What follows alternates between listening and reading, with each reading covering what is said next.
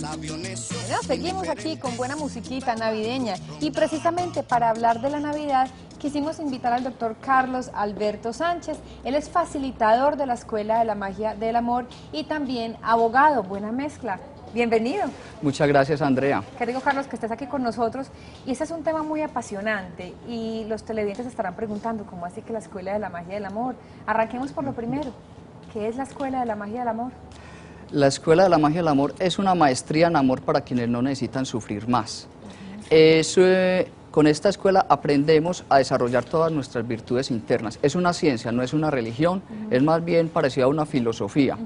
Entonces, es una ciencia porque toda su información es verificable.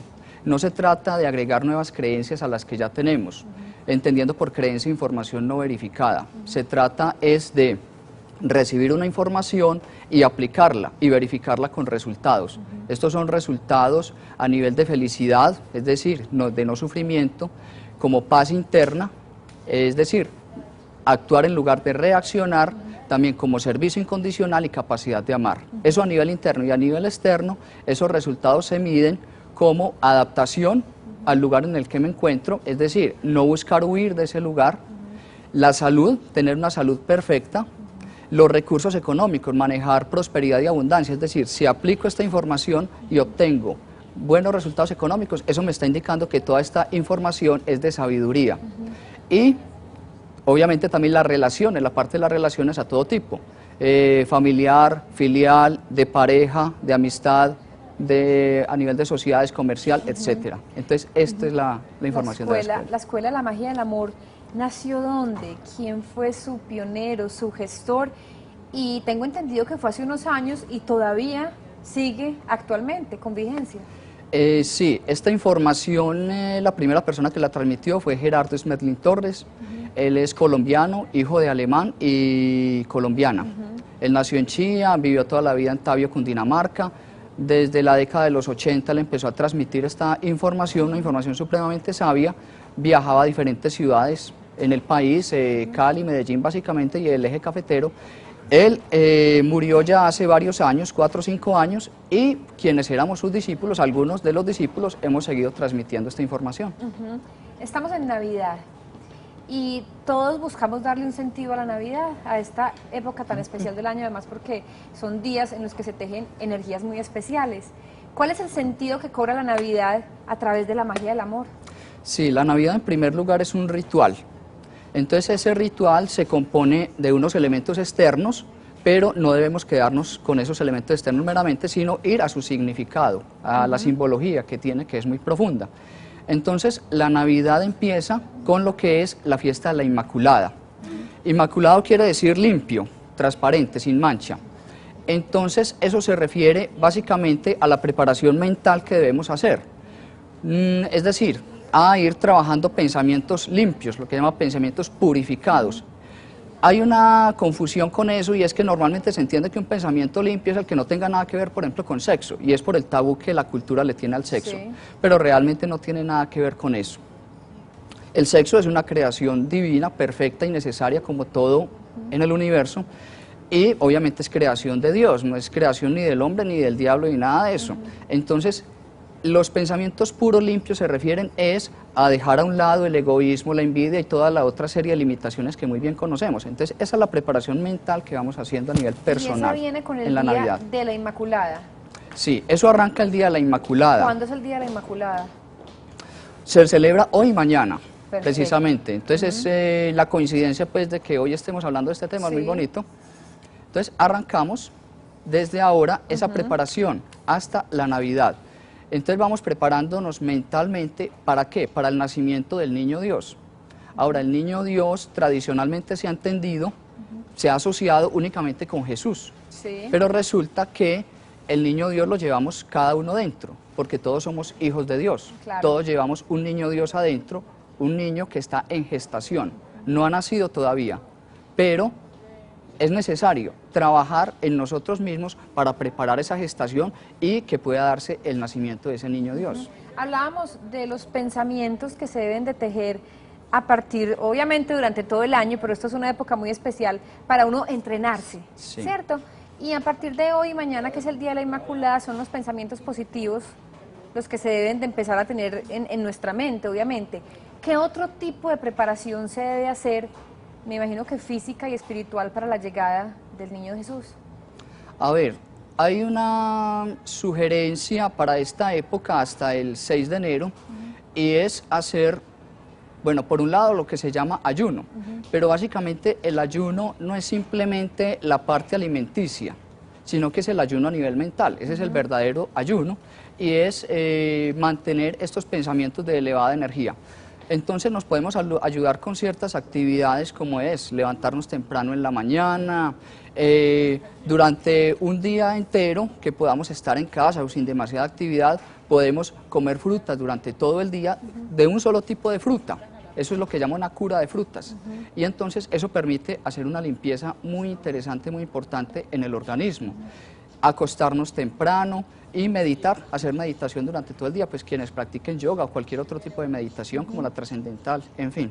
Entonces todo esto nos va preparando y obviamente abriéndonos a recibir nueva información, sea la de la Escuela de Magia del Amor o cualquier otra de crecimiento personal y espiritual, es valiosa.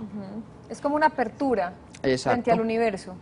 Exactamente, para preparar el nacimiento de este niño Dios. ¿Por qué? Porque lo que sucede es que el universo es una escuela, nosotros estamos en una escuela.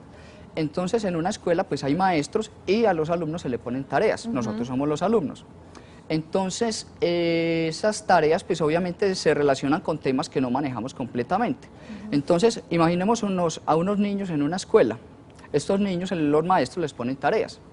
Esas tareas para los niños son, digamos, no muy agradables de hacer si el niño no ha desarrollado de pronto la capacidad, el disfrute de estudiar, que la idea es que la desarrollemos también. A eso vinimos. Exactamente. Entonces los niños que no tienen todavía ese disfrute, ellos pueden llegar a la casa, hacerle pataleta a los padres pidiéndoles, hágame las tareas, ¿cierto? Los padres, de pronto, movidos por el sentimiento, pueden caer en el error de hacerle la tarea al niño. ¿El resultado es cuál? El niño no aprende. Entonces, la humanidad, todos los seres humanos, a lo largo de la historia, hemos estado haciendo ¿qué trabajo? Pidiéndole a Dios, generalmente, que nos haga la tarea. Es decir, pedimos que llegue un Mesías, que llegue un Salvador, un ser externo que nos haga la tarea.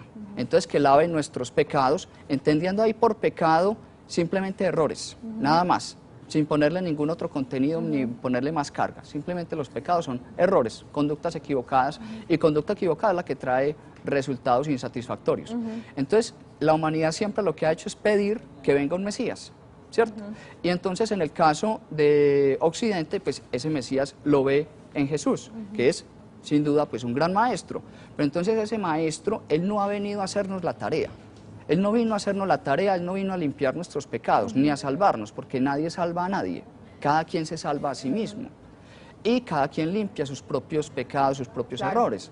Entonces, Él lo que vino fue a dar ejemplo. ¿Y ejemplo de qué? Ejemplo de cómo nace el niño Dios. Entonces, ese ejemplo empieza con la Navidad, que veníamos comentando que empieza con la Inmaculada, y luego, para que nazca ese niño Dios se requiere una serie de condiciones que están representadas, como en una obra de teatro, están representadas en el pesebre.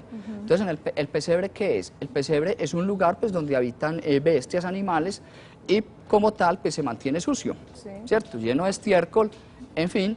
Entonces, ese pesebre lo que representa es nuestra mente. ¿Qué tenemos que hacer? Limpiarlo. Entonces, tenemos que empezar por limpiar ese pesebre. Estamos siempre con la mira de permitir que nazca ese niño Dios que llevamos gestando dentro, pero que no ha nacido todavía, que está dormido. Entonces, lo que tenemos que hacer con ese pesebre es limpiarlo. Claro. Y esa paja que hay sucia, reemplazarla por pienso. El pienso es paja limpia.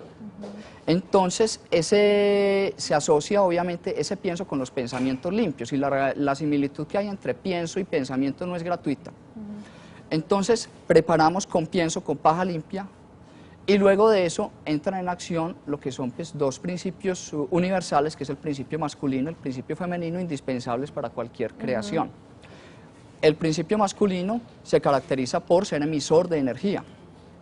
Está representado obviamente por José.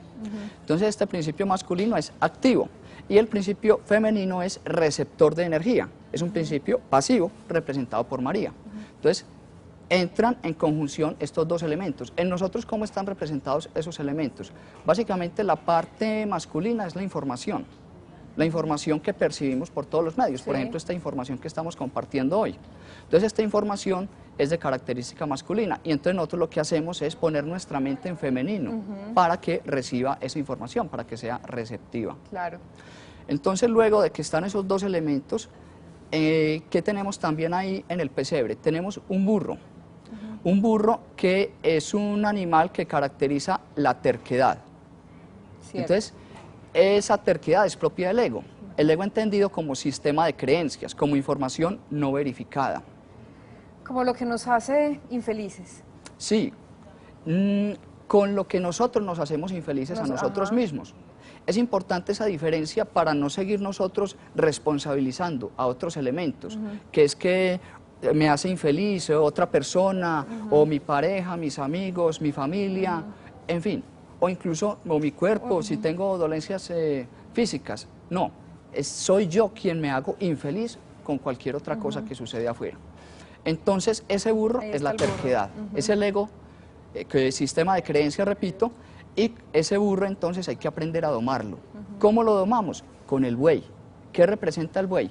El buey representa lo que es, digamos, la voluntad, la fortaleza de la voluntad. El buey es un animal supremamente fuerte, pero es un animal pacífico, completamente pacífico. Entonces hay que ser claros ahí con eso, que de pronto la cultura tiende a identificar que una persona pacífica la identifica como una persona pasiva o débil. Todo y eso lo no es contrario, cierto. no tiene nada que ver. El buey es el ejemplo más claro, es supremamente fuerte, capaz de arrastrar un arado, capaz de hacer el mismo trabajo de un tractor, y sin embargo es pacífico, no es agresivo. Entonces eso es lo que tenemos nosotros que desarrollar. Esos son los elementos del pesebre, y la idea entonces es relacionar cada uno de esos elementos del pesebre con nuestra vida para poder poner en práctica todas esas virtudes que tiene la Navidad y así aprender a ser felices, porque finalmente a eso vinimos. Carlos, para finalizar, para redondear, un último mensaje de preparación para la Navidad, o podríamos también finalizar con lo que pasa después de que nace el niño Jesús.